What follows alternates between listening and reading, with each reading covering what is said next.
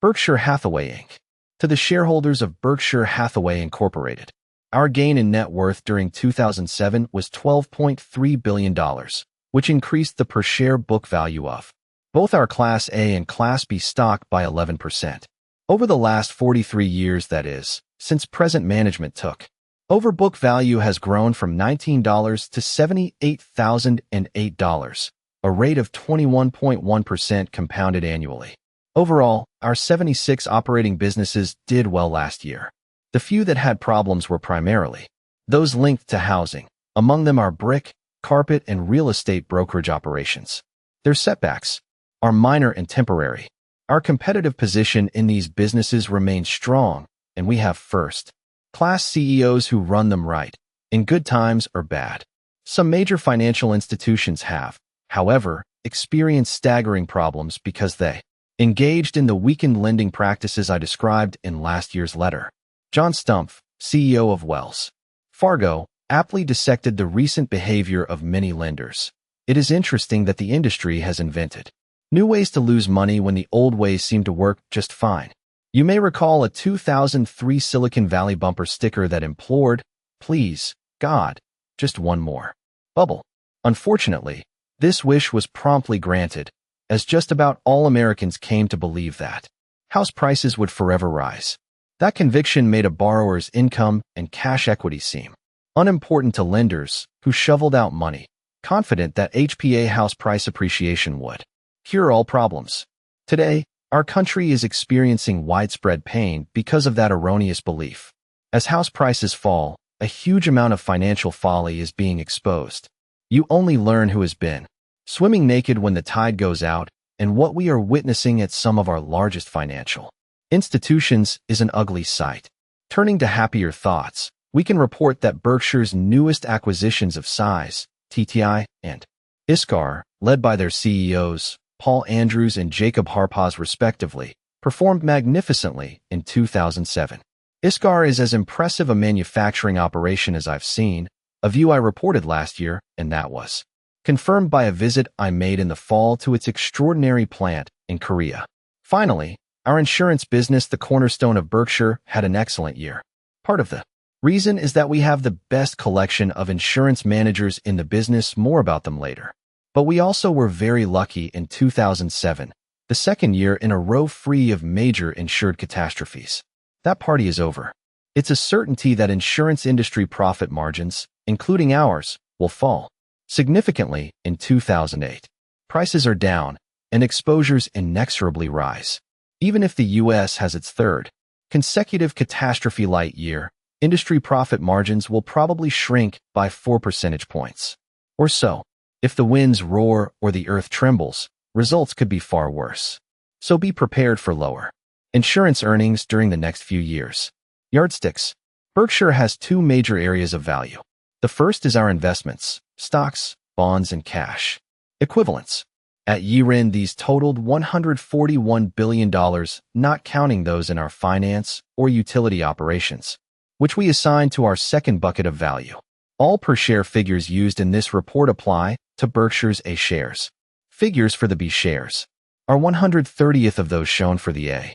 Insurance float money we temporarily hold in our insurance operations that does not belong to us funds $59 billion of our investments. This float is free as long as insurance underwriting breaks even, meaning that the premiums we receive equal the losses and expenses we incur.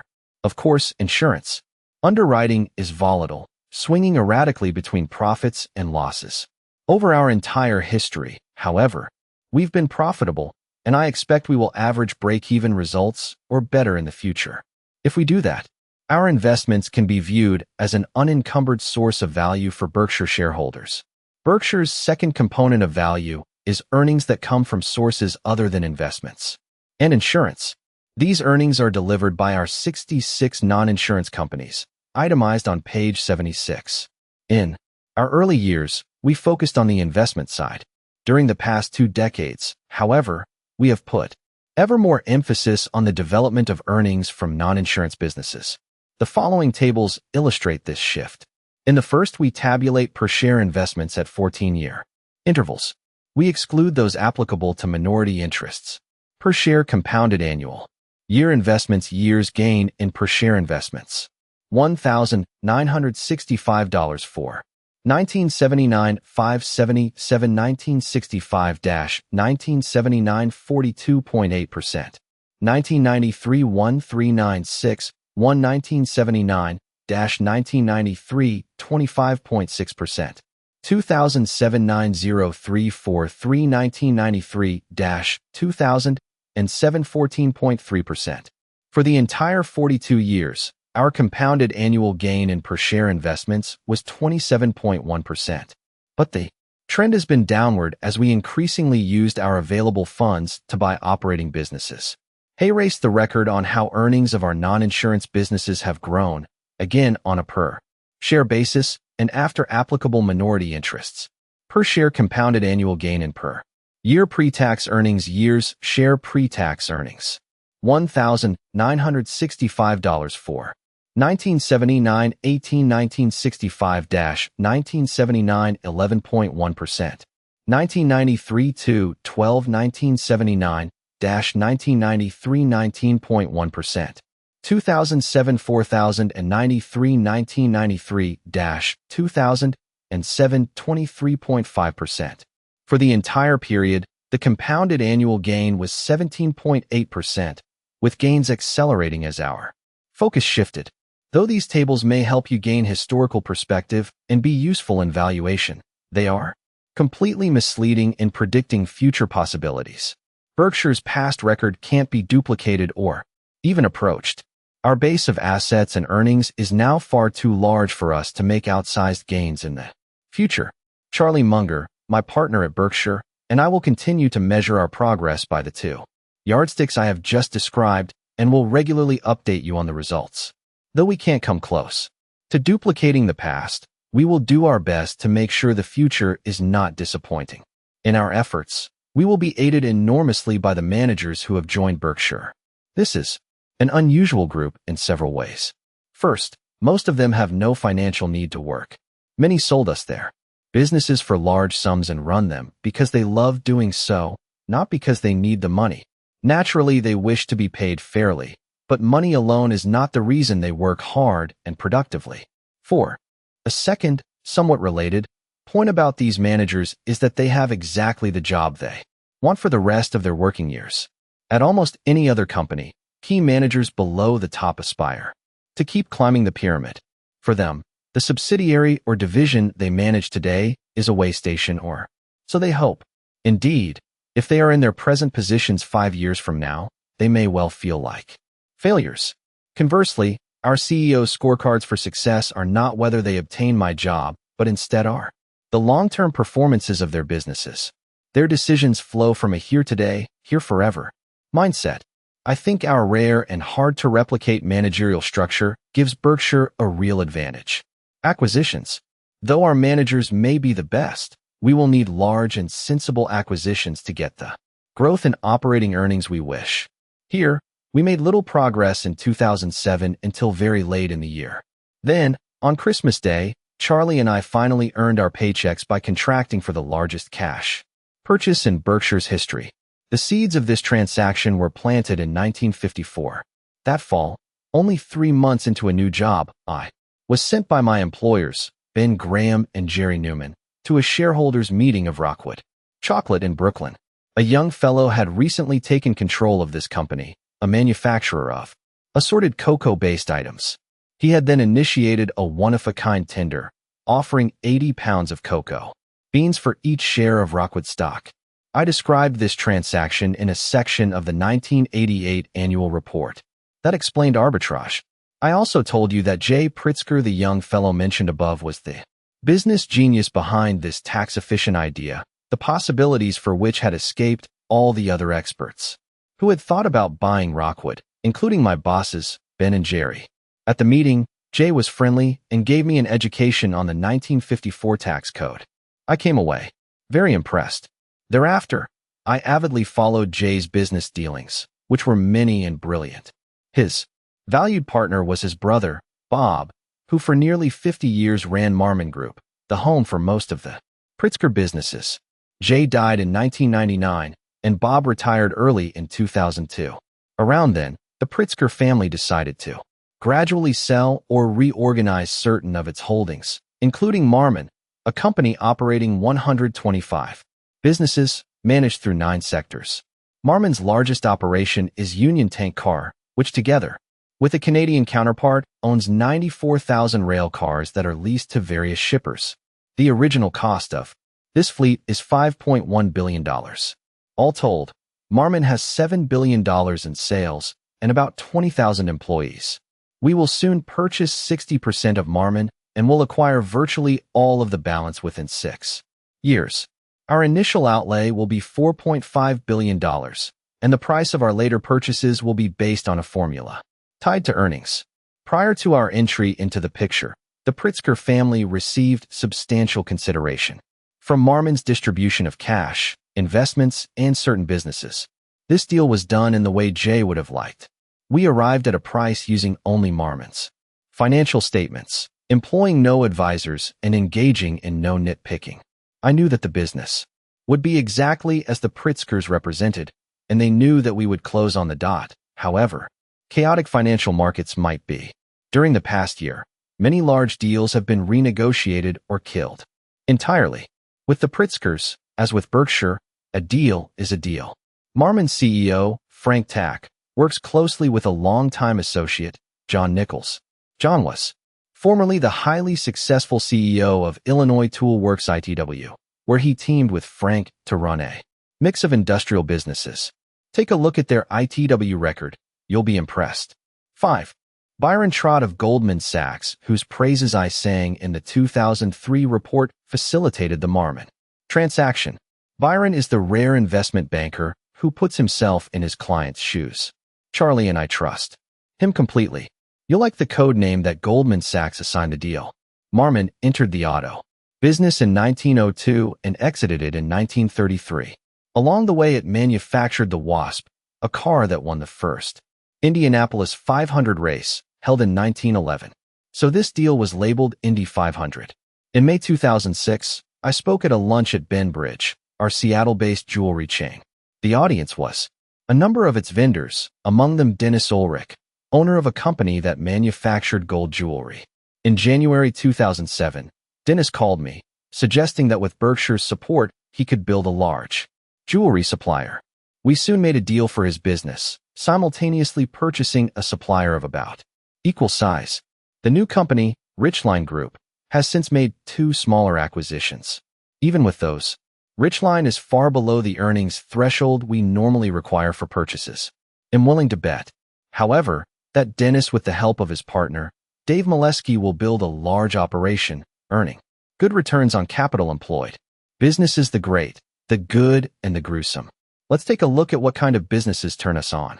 And while we're at it, let's also discuss what we wish to avoid. Charlie and I look for companies that have a business we understand, be favorable long-term economics, C, able and trustworthy management, and D, a sensible price tag. We like to buy the whole business, or, if management is our partner, at least 80%.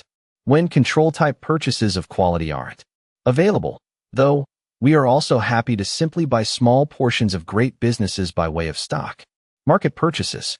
It's better to have a part interest in the Hope Diamond than to own all of a rhinestone.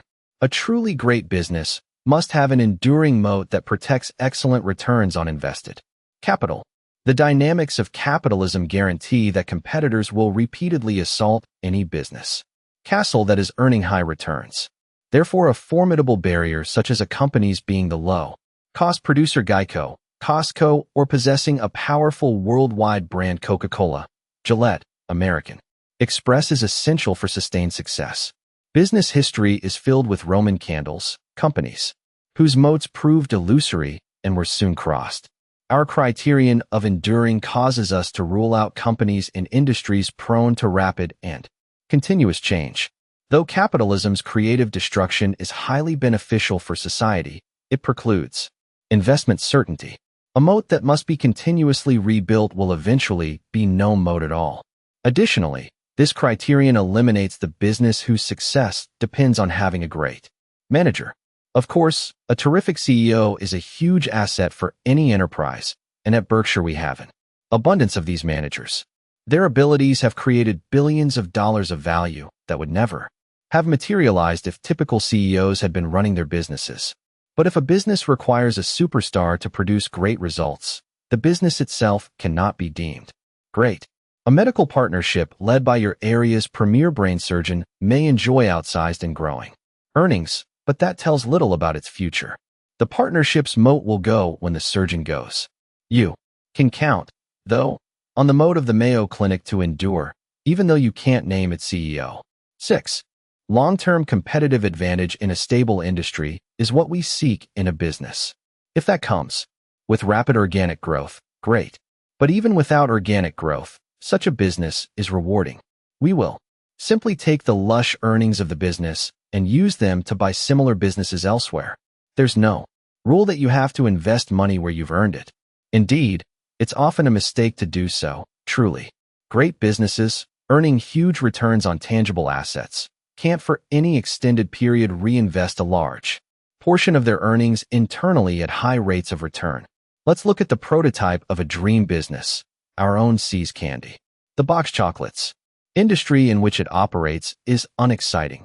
Per capita consumption in the U.S. is extremely low and doesn't grow. Many once important brands have disappeared, and only 3 companies have earned more than token profits over the last 40 years. Indeed, I believe that See's, though it obtains the bulk of its revenues from only a few states, accounts for nearly half of the entire industry's earnings. At See's, annual sales were 16 million pounds of candy when Blue Chip Stamps purchased the company in 1972. Charlie and I controlled Blue Chip at the time and later merged it into Berkshire. Last year, See's sold 31 million pounds, a growth rate of only 2% annually. Yet its durable competitive advantage, built by the See's family over a 50-year period and strengthened subsequently by Chuck Huggins and Brad Kinstler, has produced extraordinary results for Berkshire. We bought See's for $25 million when its sales were $30 million and pre-tax earnings were less than $5 million. The capital then required to conduct the business was $8 million. Modest seasonal debt was also needed for a few months each year. Consequently, the company was earning 60% pre-tax on invested capital. 2 factors helped to minimize the funds required for operations. First, the product was sold for cash, and that eliminated accounts receivable. Second, the production and distribution cycle was short, which minimized inventories. Last year, See's sales were $383 million, and pre-tax profits were $82 million. The capital now required to run the business is $40 million.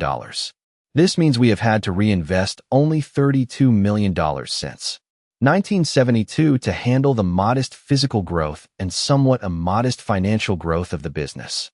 In the meantime, pre-tax earnings have totaled $1.35 billion. All of that, except for the $32 million, has been sent to Berkshire or, in the early years, to Blue Chip.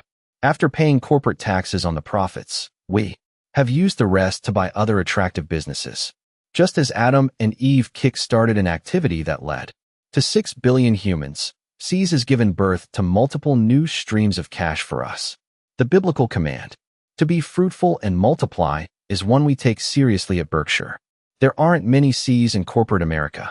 Typically, companies that increase their earnings from $5 million to $82 million require, say, for $100 million or so of capital investment to finance their growth. That's because growing businesses have both working capital needs that increase in proportion to sales growth and significant requirements for fixed asset investments. A company that needs large increases in capital to engender its growth may well prove to be a satisfactory investment.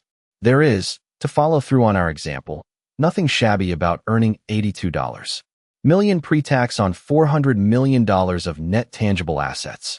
But that equation for the owner is vastly different from the See's situation. It's far better to have an ever-increasing stream of earnings with virtually no major capital requirements. Ask Microsoft or Google. One example of good, but far from sensational, business economics is our own flight safety. This Company delivers benefits to its customers that are the equal of those delivered by any business that I know of. It also possesses a durable competitive advantage. Going to any other flight training provider than the best is like taking the low bid on a surgical procedure. 7. Nevertheless, this business requires a significant reinvestment of earnings if it is to grow. When we purchased Flight Safety in 1996, its pre-tax operating earnings were $111 million, and its net investment in fixed assets was $570 million. Since our purchase, depreciation charges have totaled $923 million. But capital expenditures have totaled $1.635 billion, most of that for simulators to match the new airplane models that are constantly being introduced. A simulator can cost us more than $12 million, and we have 273 of them. Our fixed assets, after depreciation, now amount to $1.079 billion. Pre-tax operating earnings in 2007 were $270 million, a gain of $159 million since 1996. That gain gave us a good, but far from C's-like, return on our incremental investment of $509 million. Consequently, if measured only by economic returns, Flight Safety is an excellent, but not extraordinary business. Its put up more to earn more experience is that faced by most corporations. 4. Example, our large investment in regulated utilities falls squarely in this category. We will earn considerably more money in this business 10 years from now, but we will invest many billions to make it. Now let's move to the gruesome. The worst sort of business is one that grows rapidly, requires significant capital to engender the growth, and then earns little or no money. Think airlines. Here a durable competitive advantage has proven elusive ever since the days of the Wright brothers.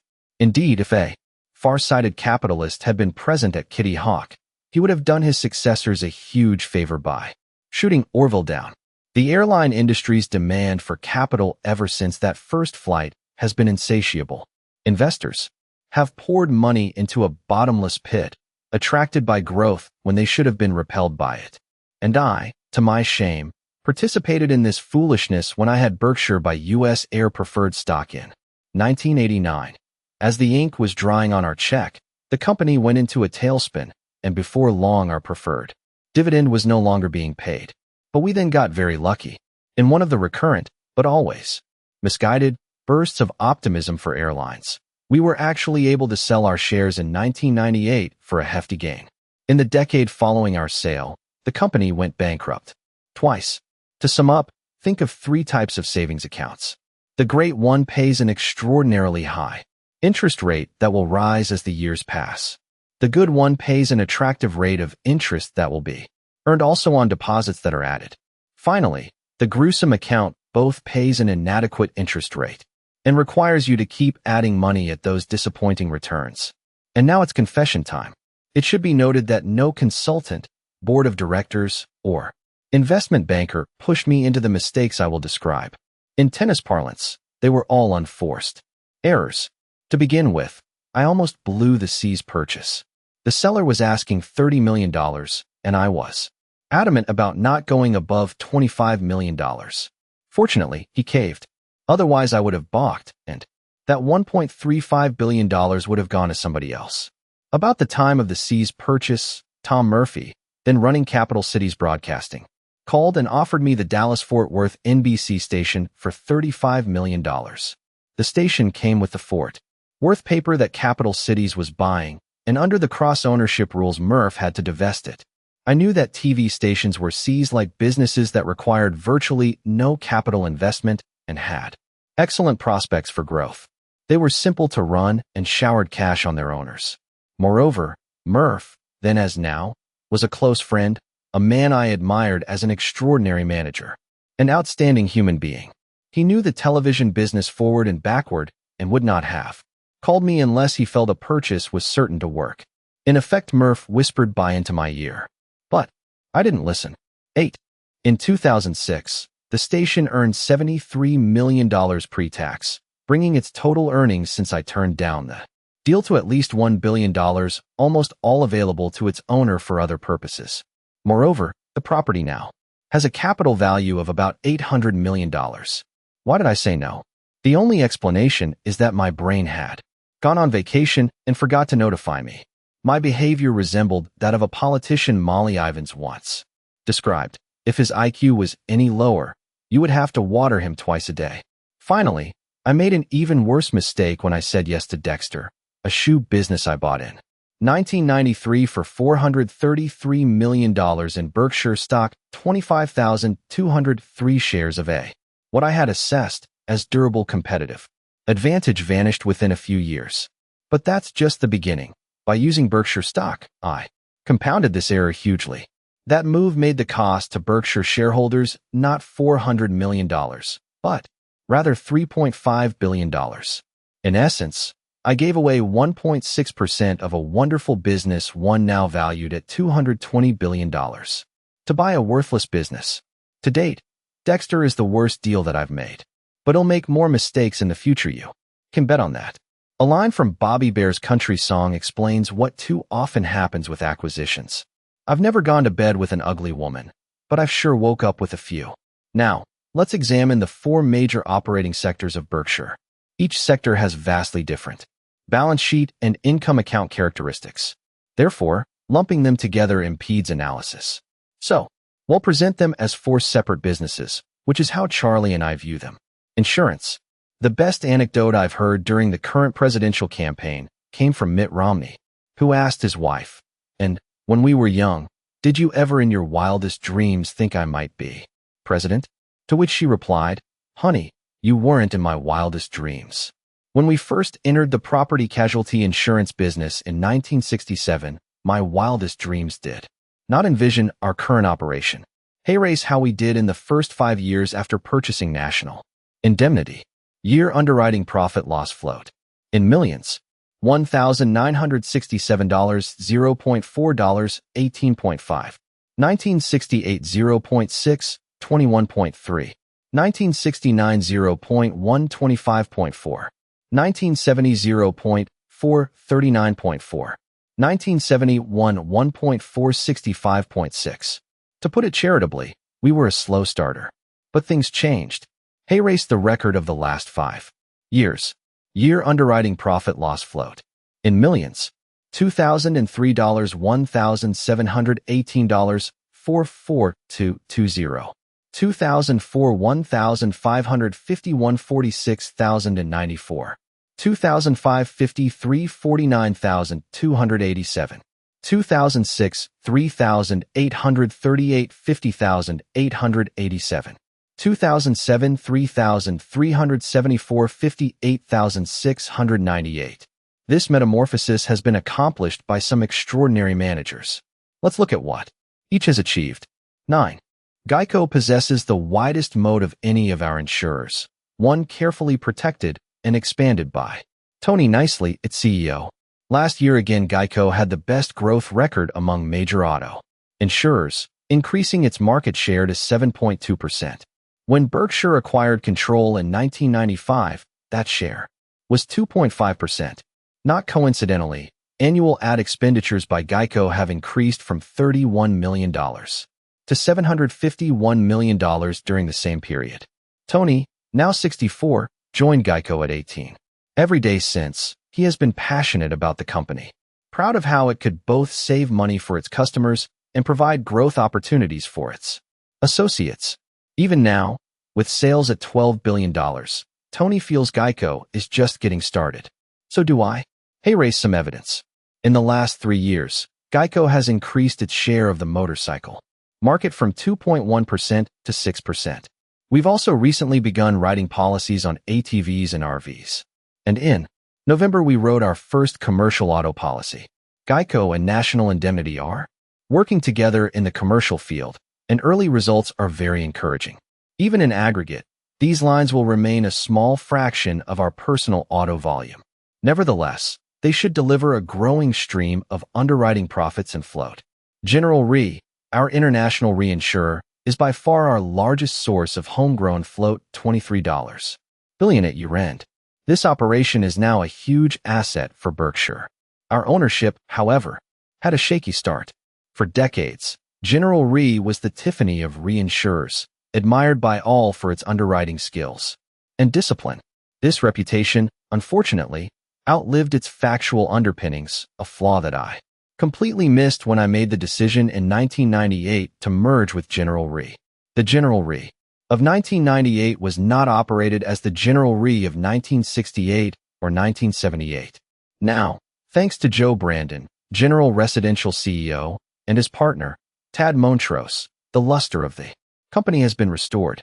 Joe and Tad have been running the business for 6 years and have been doing first-class business in a first-class way, to use the words of J. P. Morgan. They have restored discipline to underwriting, reserving, and the selection of clients.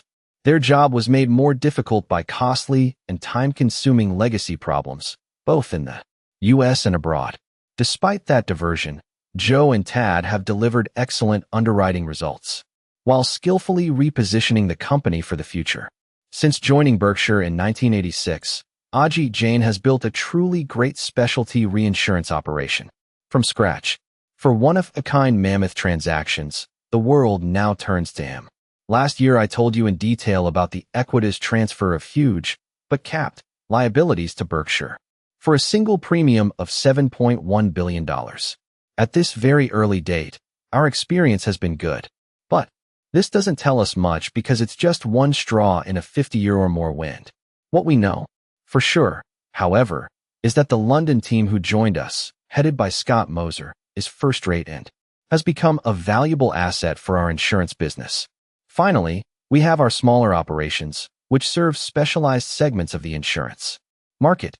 In aggregate, these companies have performed extraordinarily well, earning above average underwriting profits and delivering valuable float for investment. Last year, Boat U.S., headed by Bill Okerson, was added to the group. This company manages an association of about 650,000 boat owners, providing them services similar to those offered by AAA auto clubs to drivers. Among the association's offerings is boat insurance. Learn more about this operation by visiting its display at the annual meeting. 10.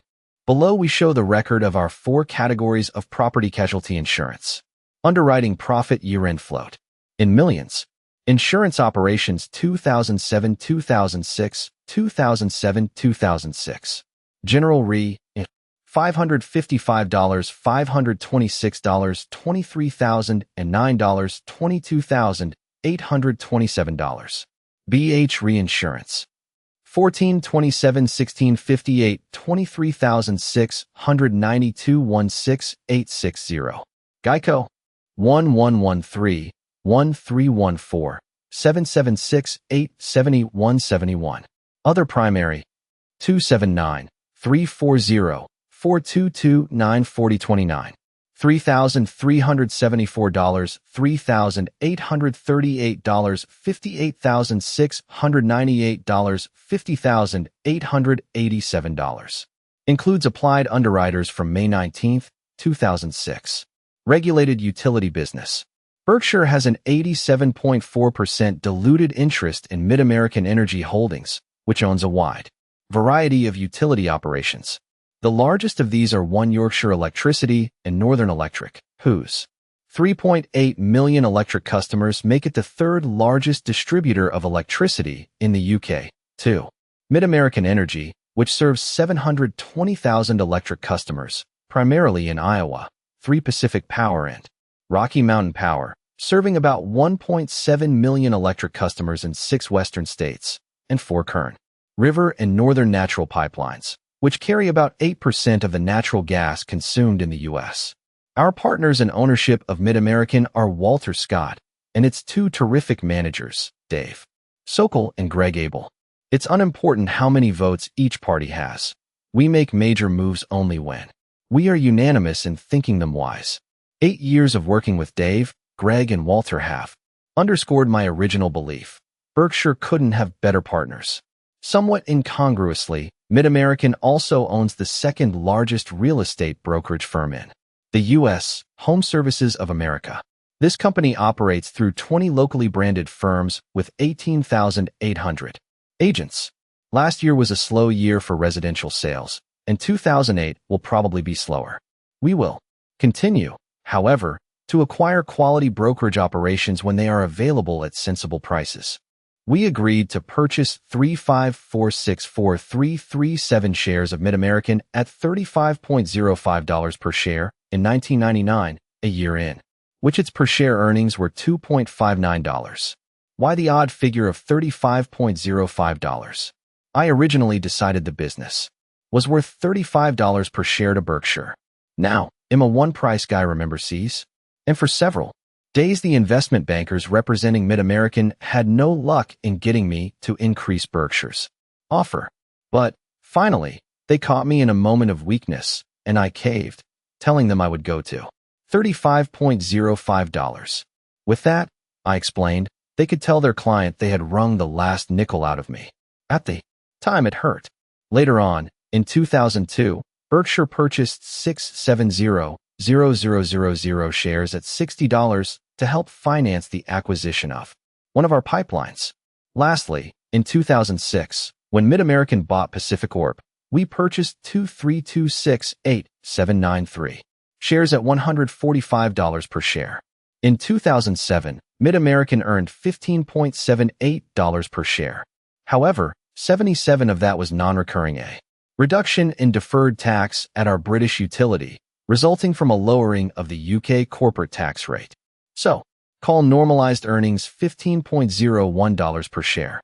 And yes, I'm glad I wilted and offered the extra nickel. Manufacturing, service, and retailing operations. Our activities in this part of Berkshire cover the waterfront. Let's look, though, at a summary, balance sheet, and earnings statement for the entire group. This motley group, which sells products ranging from lollipops to motor homes, earned a pleasing 23% on average tangible net worth last year. It's noteworthy also that these operations used only minor financial leverage in achieving that return. Clearly, we own some terrific businesses. We purchased many of them, however, at large premiums to net worth, a point reflected in the goodwill item shown on the balance sheet, and that fact reduces the earnings on our average carrying value to 9.8%. 12. Here are a few newsworthy items about companies in this sector. Shaw, Acme Brick, Johns Manville, and Mitek were all hurt in 2007 by the sharp housing downturn, with their pre-tax earnings declining 27%, 41%, 38%, and 9% respectively. Overall, these companies earned $941 million pre-tax compared to $1.296 billion in 2006. Last year, Shaw, Mitek, and Acme contracted for tuck-in acquisitions that will help future earnings. You can be sure they will be looking for more of these. In a tough year for retailing, our standouts were See's, Borsheim's, and Nebraska Furniture Mart. 2 years ago, Brad Kinsler was made CEO of See's. We very seldom move managers from one industry to another at Berkshire, but we made an exception with Brad, who had previously run our uniform company, Fetchheimer, and Cypress Insurance. The move could not have worked out better. In his 2 years, profits at See's have increased more than 50%. At Borsheim's, sales increased 15.1%, helped by a 27% gain during shareholder weekend. 2 years ago, Susan Jacques suggested that we remodel and expand the store. I was skeptical, but Susan was right. Susan came to Borsheim's 25 years ago as a $4 an hour saleswoman. Though she lacked a managerial background, I did not hesitate to make her CEO in 1994. She's smart, she loves the business, and she loves her associates. That beats having an MBA degree anytime. An aside, Charlie and I are not big fans of resumes. Instead, we focus on brains, passion, and integrity. Another of our great managers is Kathy Barron-Tomras, who has significantly increased Business Wire's earnings since we purchased it early in 2006. She is an owner's dream. It is positively dangerous to stand between Kathy and a business prospect. Kathy, it should be noted, began her career as a cab driver. Finally, at Nebraska Furniture Mart, earnings hit a record as our Omaha and Kansas City stores each had sales of about $400 million. These, by some margin, are the 2 top home furnishings stores in the country. In a disastrous year for many furniture retailers, sales at Kansas City increased 8%, while in Omaha the gain was 6%. Credit the remarkable Blumkin brothers, Ron and Irv, for this performance. Both are close, personal friends of mine and great businessmen. ISCAR continues its wondrous ways. Its products are small carbide cutting tools that make large and very expensive machine tools more productive. The raw material for carbide is tungsten, mined in China. For many decades, ISCAR moved tungsten to Israel, where brains turned it into something far more valuable. Late in 2007, ISCAR opened a large plant in Dalian, China. In effect, we've now moved the brains to the tungsten. Major opportunities for growth await ISCAR. Its management team, led by Eitan Wertheimer, Jacob Harpaz, and Danny Goldman, is certain to make the most of them. Flight Services set a record in 2007 with pre-tax earnings increasing 49% to $547 million. Corporate aviation had an extraordinary year worldwide, and both of our companies as runaway leaders in their fields fully participated. Flight Safety, our pilot training business, gained 14% in revenues and 20% in pre-tax earnings. We estimate that we train about 58% of U.S. corporate pilots. Bruce Whitman, the company's CEO, inherited this leadership position in 2003 from Al Uelchi, the father of advanced flight training, and has proved to be a worthy successor. 13. At NetJets, the inventor of fractional ownership of jets, we also remain the unchallenged leader. We now operate 487 planes in the U.S. and 135 in Europe, a fleet more than twice the size of that, operated by our three major competitors combined. Because our share of the large cabin market is near 90%, our lead in value terms is far greater. The NetJets brand, with its promise of safety, service, and security, grows stronger every year. Behind this is the passion of one man, Richard Santulli. If you were to pick someone to join you in a foxhole, you couldn't do better than Rich. No matter what the obstacles, he just doesn't stop. Europe is the best example of how Rich's tenacity leads to success. For the first 10 years we made little financial progress there, actually running up cumulative losses of $212 million. After Rich brought Mark Booth on board to run Europe, however, we began to gain traction. Now we have real momentum, and last year earnings tripled. In November, our directors met at NetJets headquarters in Columbus and got a look at the sophisticated operation there. It is responsible for 1,000 or so flights a day in all kinds of weather, with customers expecting top-notch service. Our directors came away impressed by the facility and its capabilities, but even more impressed by Rich and his associates. Finance and finance products. Our major operation in this category is Clayton Homes, the largest U.S. manufacturer and marketer of manufactured homes. Clayton's market share hit a record 31% last year, but industry volume continues to shrink. Last year, manufactured home sales were 96,000, down from 131,000 in 2003, the year we bought Clayton.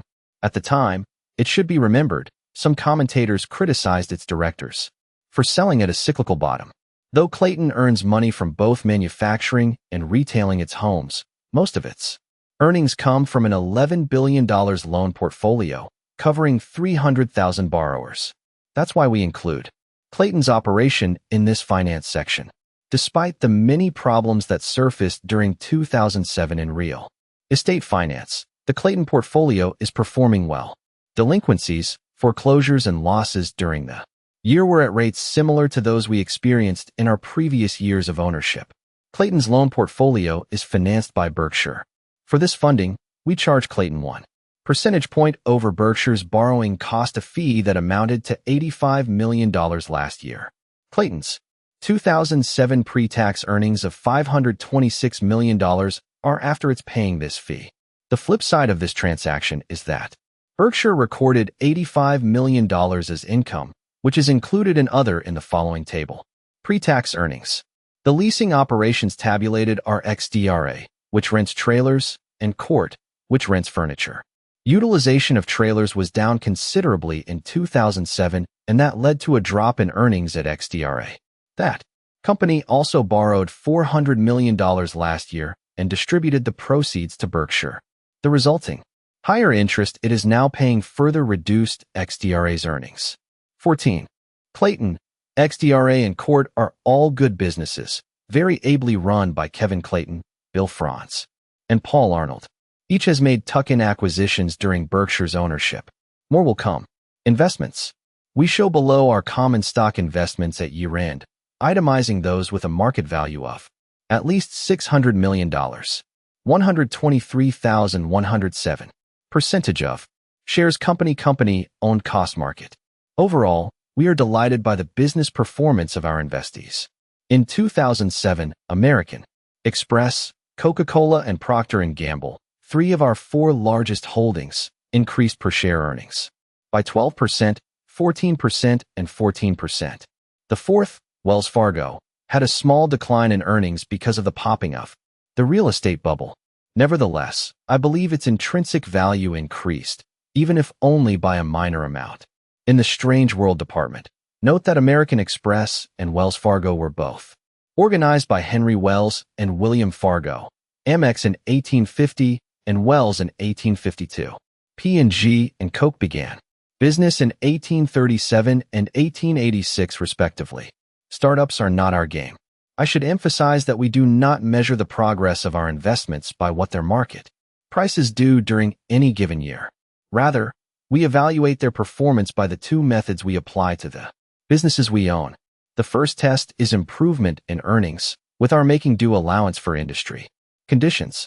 The second test, more subjective, is whether their moat's a metaphor for the superiorities they possess that make life difficult for their competitors have widened during the year.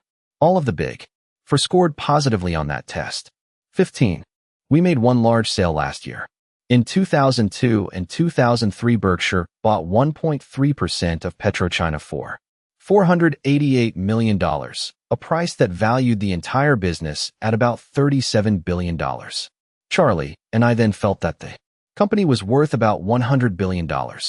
By 2007, 2 factors had materially increased its value. The price of oil had climbed significantly, and PetroChina's management had done a great job in building oil and gas reserves. In the second half of last year, the market value of the company rose to $275 billion, about what we thought it was worth compared to other giant oil companies. So we sold our holdings for $4 billion.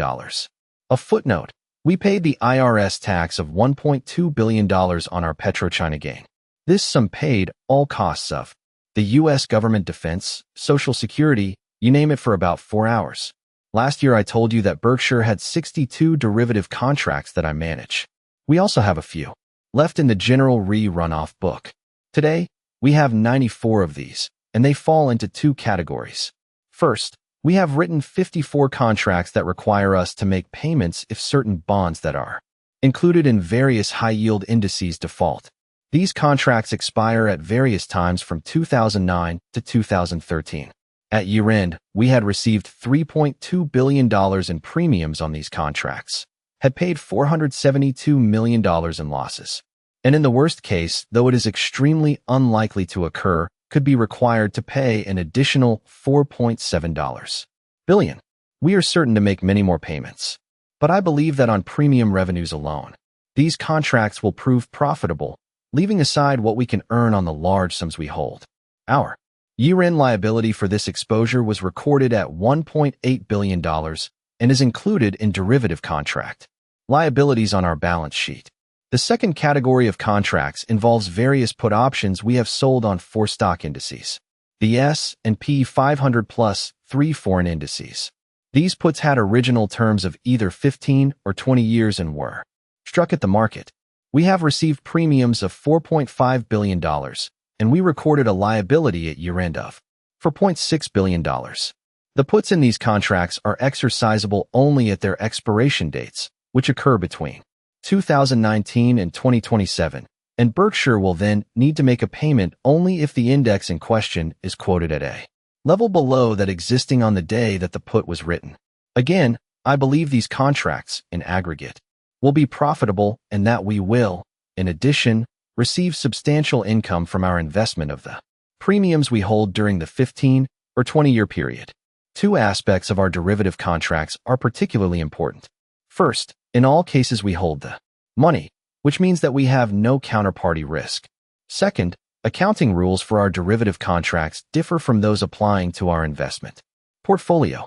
In that portfolio, changes in value are applied to the net worth shown on Berkshire's balance sheet, but do not affect earnings unless we sell or write down a holding. Changes in the value of a derivative contract, however, must be applied each quarter to earnings. Thus, our derivative positions will sometimes cause large swings in reported earnings, even though Charlie and I might believe the intrinsic value of these positions has changed little. He and I will not be bothered by these swings, even though they could easily amount to $1 billion or more in a quarter. And we hope you won't be either. You will recall that in our catastrophe insurance business, we are always ready to trade increased volatility in reported earnings in the short run for greater gains in net worth in the long run. That is our philosophy in derivatives as well. The US dollar weakened further in 2007 against major currencies, and it's no mystery why. Americans like buying products made elsewhere more than the rest of the world likes buying products made in the US inevitably. That causes America to ship about $2 billion of IOUs and assets daily to the rest of the world. And over time, that puts pressure on the dollar. 16. When the dollar falls, it both makes our products cheaper for foreigners to buy and their products more expensive for U.S. citizens. That's why a falling currency is supposed to cure a trade deficit. Indeed, the U.S. deficit has undoubtedly been tempered by the large drop in the dollar. But ponder this. In 2002, when the euro averaged 94.6, our trade deficit with Germany, the fifth largest of our trading partners, was $36 billion, whereas in 2007, with the euro averaging $1.37, our deficit with Germany was up to $45 billion.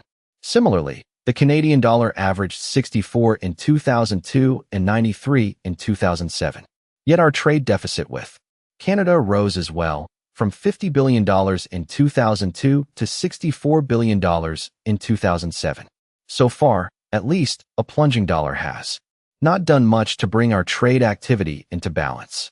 There's been much talk recently of sovereign wealth funds and how they are buying large pieces of American businesses. This is our doing, not some nefarious plot by foreign governments. Our trade equation guarantees massive foreign investment in the U.S. When we force-feed $2 billion daily to the rest of the world, they must invest in something here. Why should we complain when they choose stocks over bonds? Our country's weakening currency is not the fault of OPEC, China, etc. Other developed countries rely on imported oil and compete against Chinese imports, just as we do. In developing a sensible trade policy, the U.S. should not single out countries to punish or industries to protect, nor should we take actions likely to evoke retaliatory behavior that will reduce America's exports, true trade that benefits both our country and the rest of the world. Our legislators should recognize, however, that the current imbalances are unsustainable and should therefore adopt policies that will materially reduce them sooner rather than later.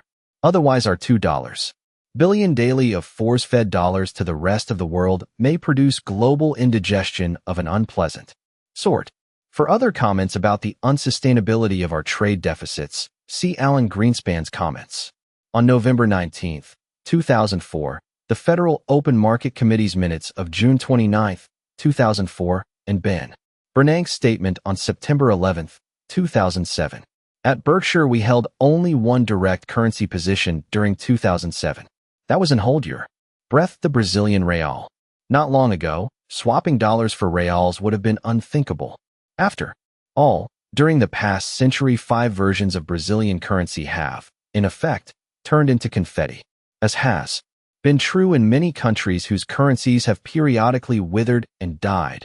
Wealthy Brazilians sometimes stashed large sums in the U.S. to preserve their wealth. But any Brazilian who followed this apparently prudent course would have lost half his net worth.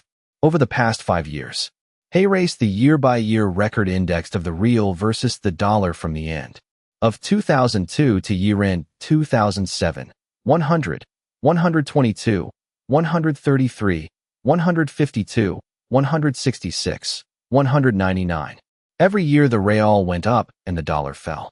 Moreover, during much of this period the Brazilian government was actually holding down the value of the real and supporting our currency by buying dollars in the market. Our direct currency positions have yielded $2.3 billion of pre-tax profits over the past 5 years. And in addition, we have profited by holding bonds of U.S. companies that are denominated in other currencies.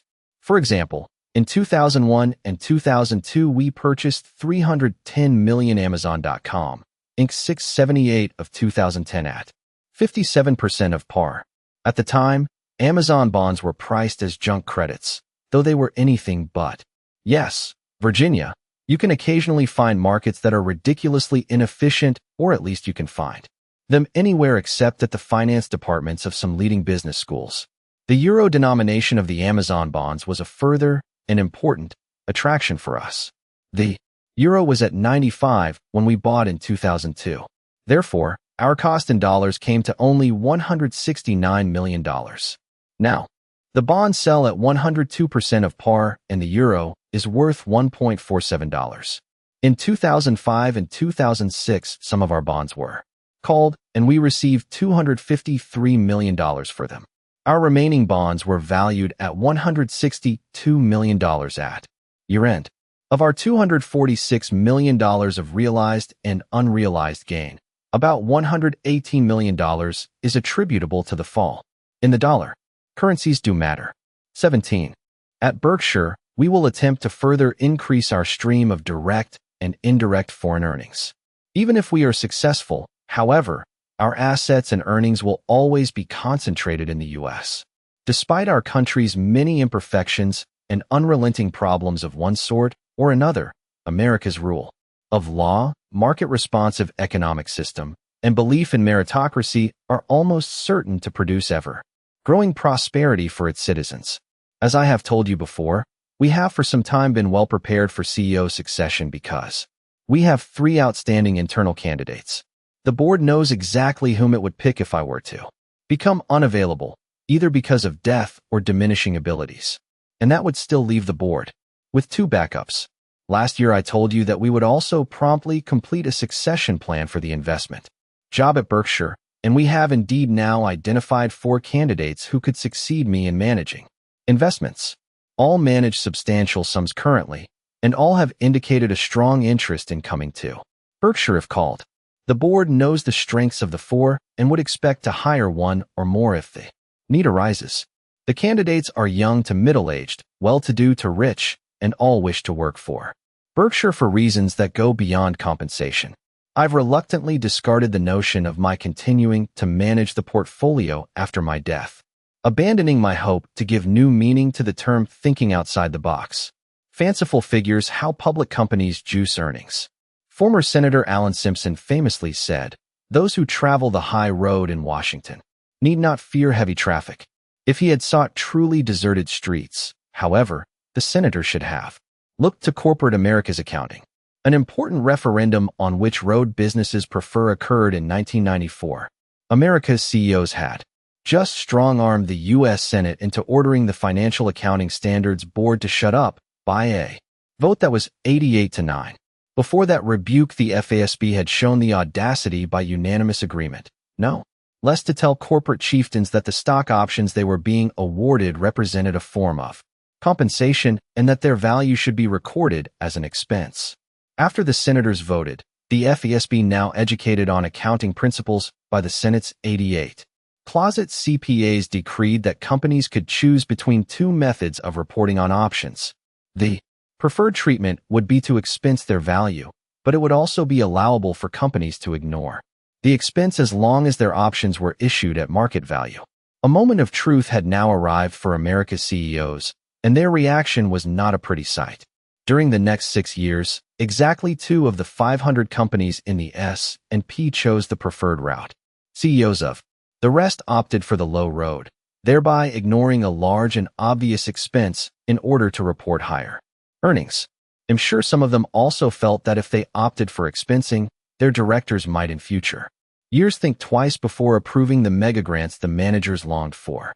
It turned out that for many CEOs, even the low road wasn't good enough. Under the weakened rule, there remained earnings consequences if options were issued with a strike price below market value. No problem. To avoid that bothersome rule, A number of companies surreptitiously backdated options to falsely indicate that they were granted at current market prices, when in fact they were dished out at prices well below market. Decades of option accounting nonsense have now been put to rest, but other accounting choices remain important. Among these, the investment return assumption a company uses in calculating pension expense. It will come as no surprise that many companies continue to choose an assumption that allows them to report less than solid earnings. For the 363 companies in the S&P that have pension plans, this assumption in 2006 averaged 8%. Let's look at the chances of that being achieved. 18.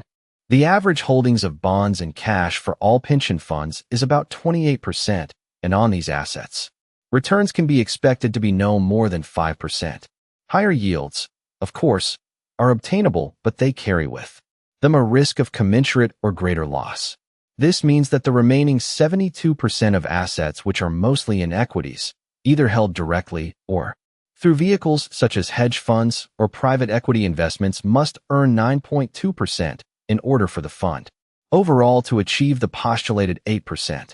And that return must be delivered after all fees, which are now far higher than they have ever been. How realistic is this expectation? Let's revisit some data I mentioned 2 years ago. During the 20th century, the Dow advanced from 66 to 11497. This gain, though it appears huge, shrinks to 5.3% when compounded annually.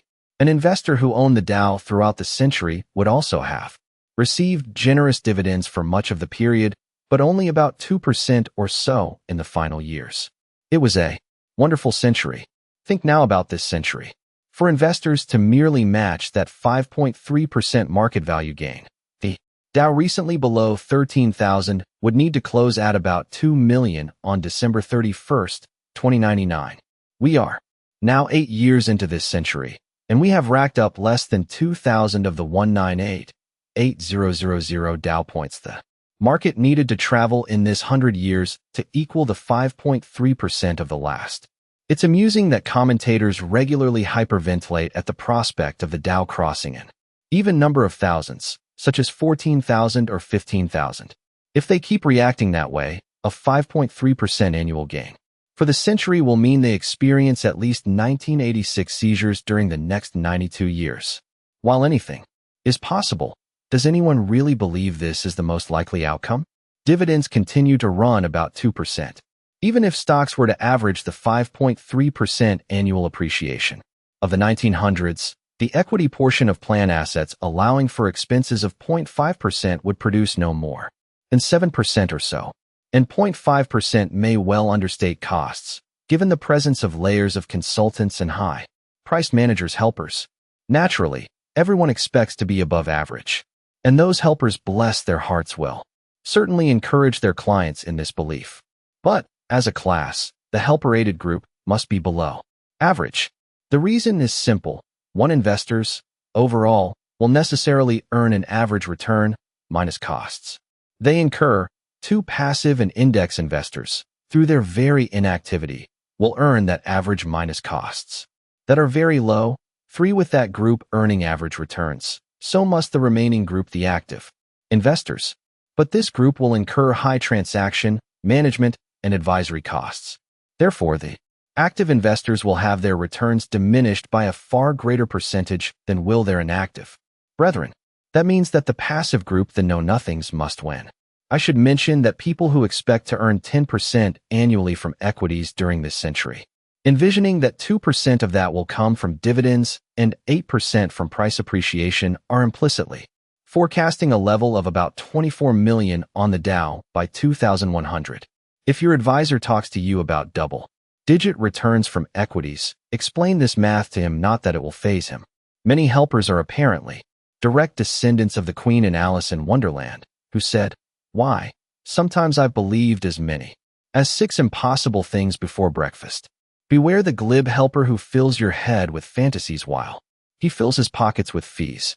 Some companies have pension plans in Europe as well as in the US, and, in their accounting, almost all assume that the US plans will earn more than the non-US plans. This discrepancy is puzzling.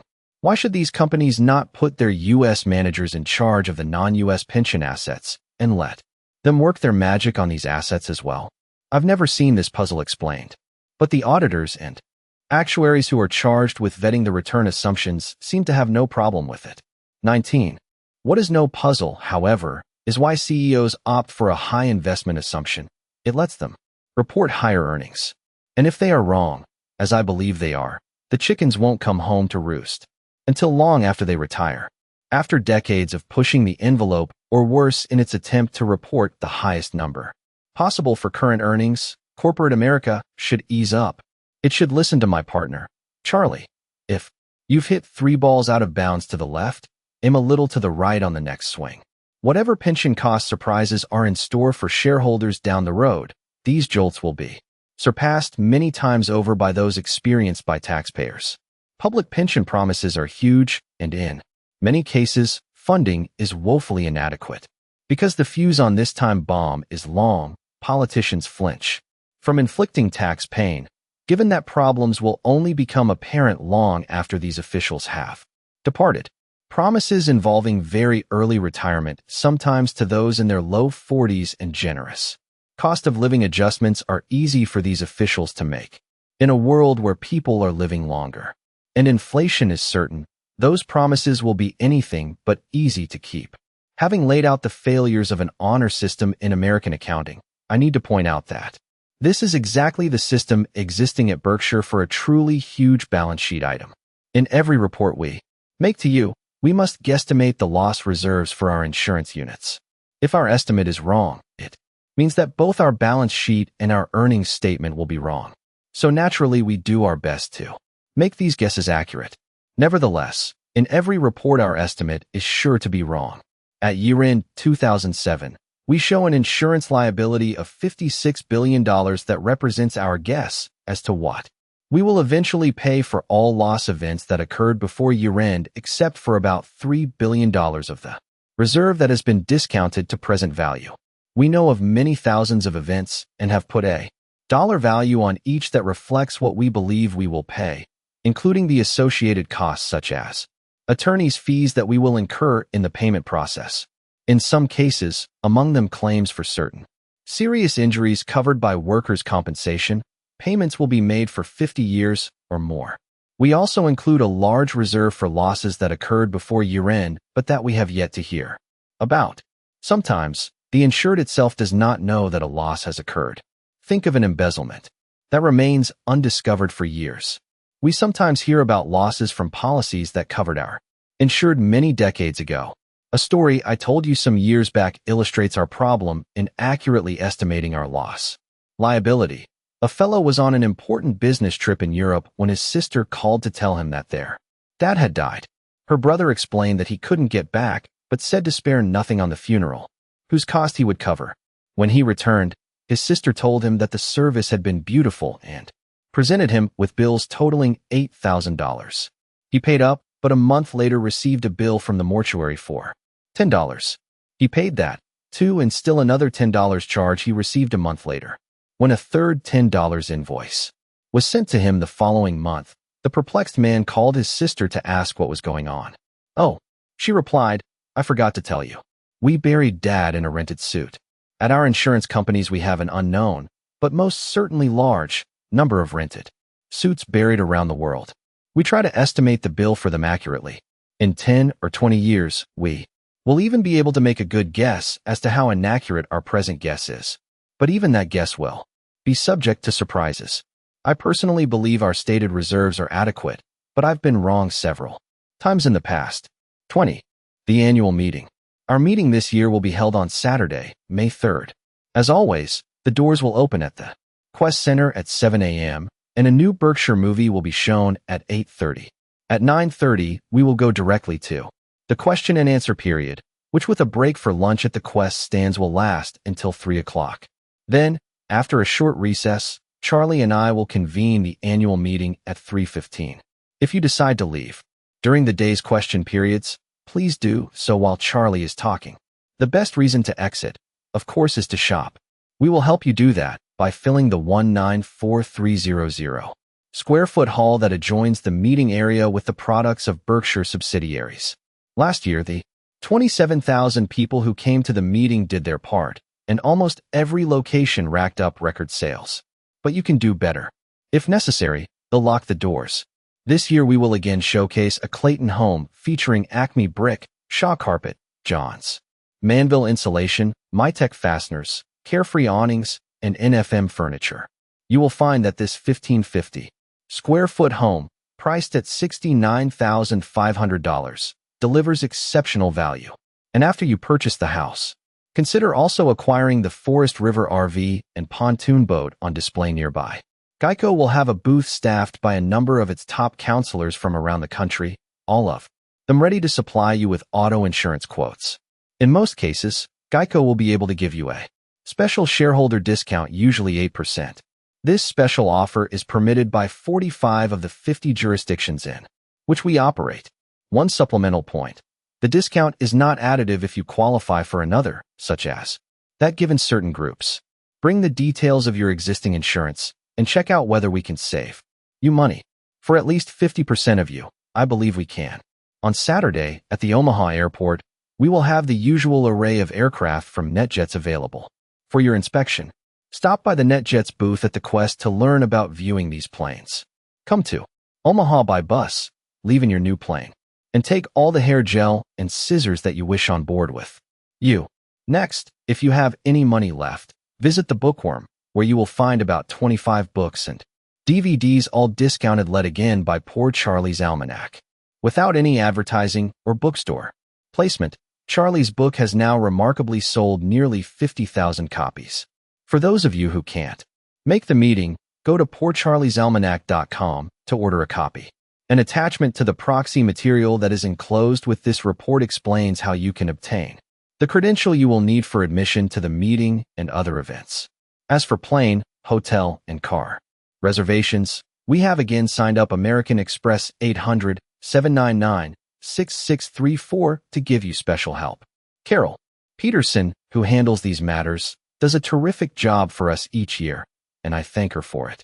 Hotel rooms can be hard to find, but work with Carol and you will get one. At Nebraska Furniture Mart, located on a 77-acre site on 72nd Street between Dodge and Pacific, we will again be having Berkshire weekend discount pricing. We initiated this special event at NFM 11 years ago, and sales during the weekend grew from $5.3 million in 1997 to $30.9 million in 2007. This is more volume than most furniture stores register in a year. To obtain the Berkshire discount, you must make your purchases between Thursday, May 1st, and Monday, May 5th inclusive, and also present your meeting credential. The period's special pricing will even apply to the products of several prestigious manufacturers that normally have ironclad rules against discounting, but which, in the spirit of our shareholder weekend, have made an exception for you. We appreciate their cooperation. NFM is open from 10 a.m. to 9 p.m. Monday through Saturday and 10 a.m. to 6 p.m. on Sunday. On Saturday this year, from 5:30 p.m. to 8 p.m., NFM is having a Baja Beach Bash, featuring beef and chicken tacos. 21. At Borsheim's, we will again have two shareholder-only events. The first will be a cocktail reception from 6 p.m. to 10 p.m. on Friday, May 2nd. The second, the main gala, will be held on Sunday, May 4th, from 9 a.m. to 4 p.m. On Saturday, we will be open until 6 p.m. We will have huge crowds at Borsheim's throughout the weekend, for your convenience. Therefore, shareholder prices will be available from Monday, April 28th, through Saturday, May 10th. During that period, please identify yourself as a shareholder by presenting your meeting credentials or a brokerage statement that shows you are a Berkshire holder. On Sunday, in a tent outside of Borsheim's, a blindfolded Patrick Wolf, twice U.S. chess champion, will take on all comers who will have their eyes wide open in groups of 6. Nearby, Norman Beck, a remarkable magician from Dallas, will bewilder onlookers. Additionally, we will have Bob Hammond and Sharon Osberg, two of the world's top bridge experts, available to play bridge with our shareholders on Sunday afternoon. Goritz will again be open exclusively for Berkshire shareholders on Sunday, May 4th, and will be serving from 4 p.m. until 10 p.m. Last year, Goritz, which seats 240, served 915 dinners on Shareholder. Sunday, the 3-day total was 2,487, including 656 T-bone steaks, the entree preferred by the conoscendi.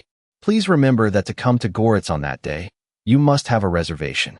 To make 1, call 402-551-3733 on April 1st, but not before.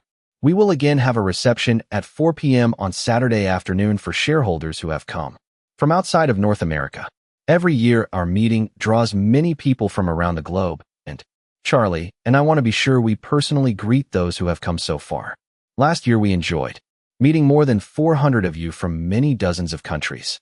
Any shareholder who comes from other than the U.S. or Canada will be given a special credential and instructions for attending this function.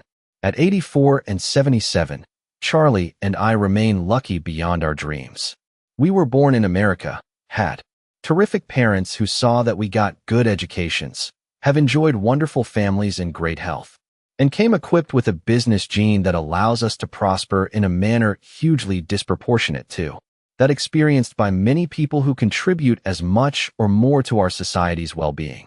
Moreover, we have long had jobs that we love, in which we are helped in countless ways by talented and cheerful associates. Every day is exciting to us. No wonder we tap dance to work. But nothing is more fun for us than getting together with our shareholder partners at Berkshire's annual meeting. So join us on May 3rd at the quest for our annual Woodstock for capitalists. We'll see you there. February 2008, Warren E. Buffett, Chairman of the Board. 22.